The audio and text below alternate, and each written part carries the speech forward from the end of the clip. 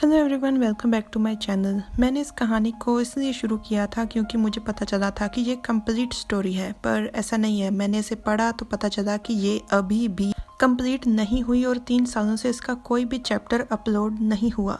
आप लोग वैसे कमेंट्स में अपनी राय बता दीजिएगा कि मैं इसे कंटिन्यू रखूं कि ना रखूं, पर अब से मैं इसे डिटेल में एक्सप्लेन नहीं करूंगी क्योंकि 184 चैप्टर्स के बाद भी इसका टाइटल जो है वो साबित नहीं हुआ। युवराज प्रेग्नेंट नहीं हुए। वैसे मैं बता दूं कि उपपत्नी का नाम शाऊ है, पर मुझे शन कहना इजी लगता है। शन दूर खड़ी मुस्कुरा रही थी और सी कहती है कि पिताजी, अंकल मुझे आज्ञा दीजिए, मैं अपने महल वापस लौट रहा हूँ। और मन में कहती है कि मैं इस बेइज्जती को हमेशा याद रखूंगी और इसका बदला जरूर दूंगी। सी महल पहुँचती है तो रोते हुए किंद्रू उसे बताती है कि जिस हमलावर लड़की को उन्होंने तैयार किया था, राजकुमार रेजेंट उसे सामने वाले दरवाजे पर लटकाने वाले हैं। 3 दिन के बाद वो आम लोगों को उसे देखने की अनुमति दे देंगे। सी चिढ़कर कहती है, यू मोरोंग, तुमने मेरी तीसरी हमलावर लड़की की जान ली है। यू मोरोंग, तुमने मेरे तीसरे हमलावर की जान ली है। ये सब मुझे मेरे बहन भाइयों जैसे प्यारे हैं। मैं तुमसे बहुत नफरत करता हूँ। सी कहती है, मैं बाहर जा रहा हूँ। किंद्रू कहती है, आप जल्दबाजी में कुछ मत करना, उसके मृतदेह को वापस लाने का मैं कोई रास्ता सोचती हूँ। सी कहती है कि वो जानती है कि वो क्या कर रही है और सामने वाले दरवाजे पर बहुत सारे लोगों की भीड़ इकट्ठी हो चुकी थी। लोग आपस में बातें करते हुए कहते हैं, इसने क्या किया जो इसकी लाश को यहाँ पर टांगा हुआ है? ये दोंगचू राज्य के हमलावर है, इसने राजकुमार रेजेंट पर हमला किया था। बहुत बुरा होगा अगर दोंगचू राज्य ने युद्ध छेड़ दिया। राजकुमार रेजेंट युद्ध कला में माहिर है, उन्होंने बहुत सारा नाम कमाया है। मुझे नहीं लगता कि वो दोंगचू राज्य से डरते होंगे। राजकुमार रेजेंट कितने खूबसूरत हैं, वो अगर मुझे अपनी दासी भी बना ले तो मुझे फिर मौत आ जाए तो कोई परवाह नहीं। मुझे नहीं लगता कि वो तुम्हारी तरफ देखेंगे भी। तुम देखो कितनी मोटी हो। मोटी? तुमने मोटी किसको बोला? कभी तुमने खुद को शीशे में देखा है?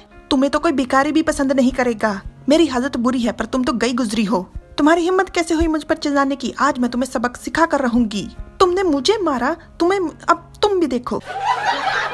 ये सब देख सी मन में कहती है कि कोई भी इसकी सच्चाई नहीं जानता कि वो कितना बेशर्म और घटिया इंसान है।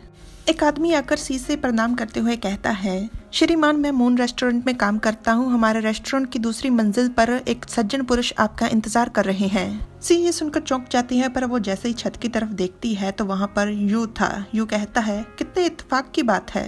और मन में कहता है कि युवराज भी हमलावर को देखने आए हैं, बहुत ही रोचक।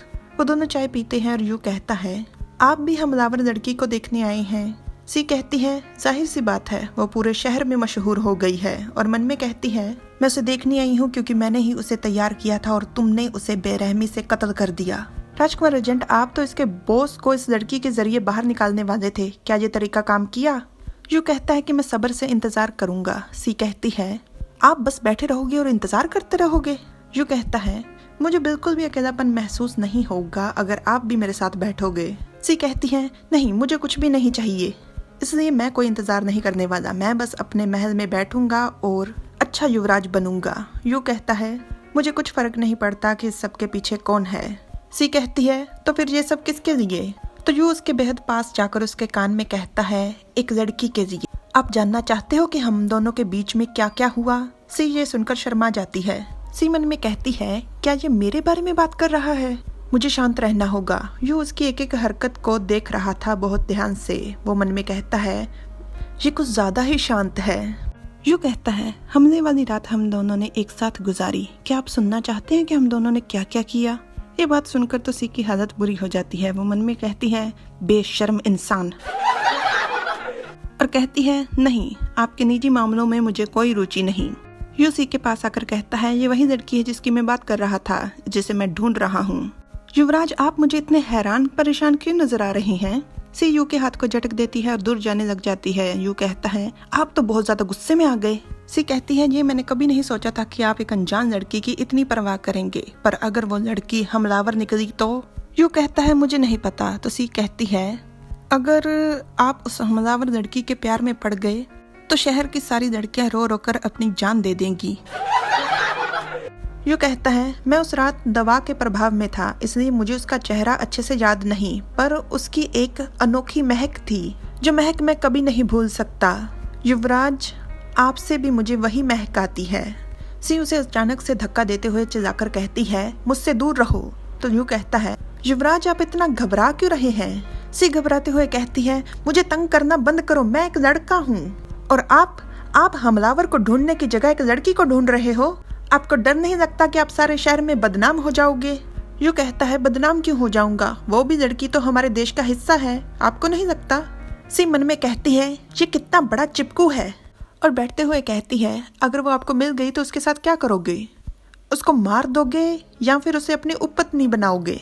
सवाल के जवाब में यू सवाल करता है, आप क्या करोगे जिस दिन मैं आपके हत्थे चढ़ जाऊंगा? मुझे मार दोगे या फिर? सी हंसते हुए कहती है, आप बहुत ही काबिल हो रेजेंट, मैं आपको कभी नहीं मारूंगा। और मन में कहती है, इतनी आसानी से तो बिल्कुल नहीं, बहुत देर हो गई है, मैं चलता हूँ। उसे जाते हुए देख यू मन में कहता है, युवराज दिन प्रतिदिन बहुत ही आकर्षक होते जा रहे हैं। यू स्याही कलम कागज मंगवाता है। अगर युवराज एक लड़की होते तो? यू सी का चित्र बनाता है, पर एक लड़की के रूप में। युवराज थोड़े थोड़े उस लड़की जैसे तो दिखते हैं जिसे मैं ढूंढ रहा हूँ, पर वो एक लड़का है, लड़की नहीं। मैं भला उनकी तुलना एक लड़की से कैसे कर सकता हूँ? और इस तरह के लड़के के बारे में मैं इतना सोच क्यों रहा हूँ? दासी पूछती है कि इस चित्र का क्या करना है? यू कहता है, जला दो इसे। क्योंकि यू बहुत ज्यादा गुस्से में था। दासी कहती है, पर राजकुमार आपको तो चित्र बहुत अच्छे लगते हैं, इसे जलाने में मुझे बहुत अफसोस होगा। यू मन में कहता है, अच्छे, मुझे तो प्यार है। और कहता है, ठीक है, इसे यहीं पर छोड़ दो, तुम जाओ।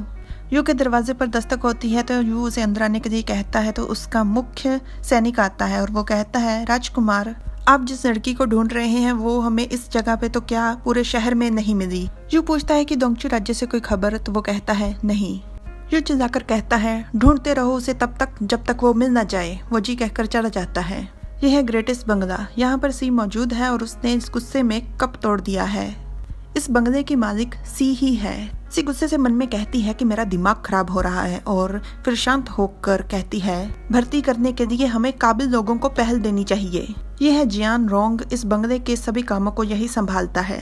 युवराज, मेरा मतलब मास्टर मू, इस महीने जो सारे लोग आए हैं उनमें कुछ खास हुनर लगता नहीं। सी कहती है, कुछ फर्क नहीं पड़ता, मैंने इसकी शुरुआत केवल काबिल लोगों को भर्ती करने के लिए की है। रोंग कहता है, क्या आप खुद जाकर इम्तिहान देखना चाहेंगे? इस बार इतने लोग आए हैं कि सामने वाला आंगन पूरा भर चुका है। सी कहती है कि मैं भी यही सोच रहा था, और सीधा वो सामने वाले आंगन में चली जाती है जहाँ पर मुकाबला हो रहा है। सी आम लोगों में खड़े होकर मुकाबला देखने लग जाती है, पर उसकी पहचान से अनजान लोग जो कि मुकाबला देखते हुए बहुत ज्यादा उत्साहित हो रहे थे, वो उसके साथ धक्का मुक्की करने लग जाते हैं। इतने में अचानक से किसी का हाथ आता है भीड़ में से और सीधा सी के कंधे पर टिक जाता है। सी मन में कहती है, कौन है मेरे पीछे? यहीं पर ये पार्ट खत्म हो जाता है। अपनी राय कमेंट्स में जरूर दीजिएगा कि मैं इसी तरह से इसे जारी रखूं या फिर बंद कर दूं। Don't forget to like, share and subscribe. Thanks for watching.